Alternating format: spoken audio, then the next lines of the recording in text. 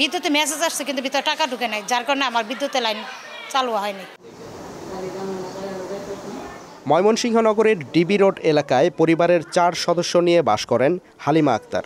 তার অভিযোগ, বিদ্যুতের ব্যবহার আগের মতো থাকলেও প্রিপেড মিটার বসানোর পর থেকে আগের তুলনায় বিদ্যুৎ খরচ বাবদ তাকে গুনতে হচ্ছে দ্বিগুণেরও বেশি টাকা। কিছুদিন আগেই বিদ্যুৎ ব্যবহার না করেও 2 দিনে তার মিটার থেকে গায়েব হয়ে যায় 600 টাকা। মাসে বিল আসতো মনে করেন 2 ইউনিট মিলাইয়া 4000 টাকা, এখন আসে গত মাসে আমি বললাম না 8500 টাকা আমার রিচার্জ করতে হয়েছে।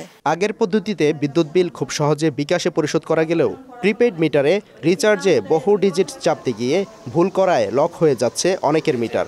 এতে বিদ্যুৎহীনতায় চরম বিড়ম্বনায় পড়ছেন অনেকেই। বিদ্যুৎ গ্রাহকদের অনেকেরই অভিযোগ, এই ডিজিটাল মিটার আসার পর তাদের খরচ আগের থেকে দ্বিগুণেরও বেশি হচ্ছে। এছাড়া অনেকগুলো ডিজিট চেপে রিচার্জ করার যে সিস্টেম, তাতে বিড়ম্বনায় পড়তে হচ্ছে অনেককে।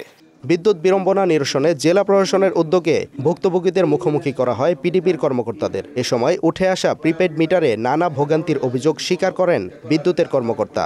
আশ্বাস দেন দ্রুত সমস্যা সমাধানের। নগদে 500 টাকা বা তার বেশি পেমেন্টে পেতে পারেন ঢাকায় জমিসহ 20 কোটি টাকার পুরস্কার।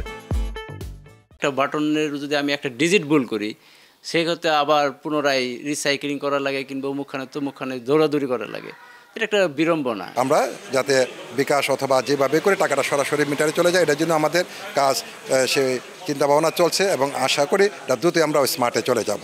পিডিবির নিজস্ব উদ্যোগে প্রিপেড মিটার স্থাপন প্রকল্পের আওতায় ময়মনসিংহ সদর উপজেলায় 20,000 প্রিপেড মিটার স্থাপন করা হয়েছে। এছাড়া উপজেলায় আরও 47,000 মিটার স্থাপনে কাজ চলমান রয়েছে।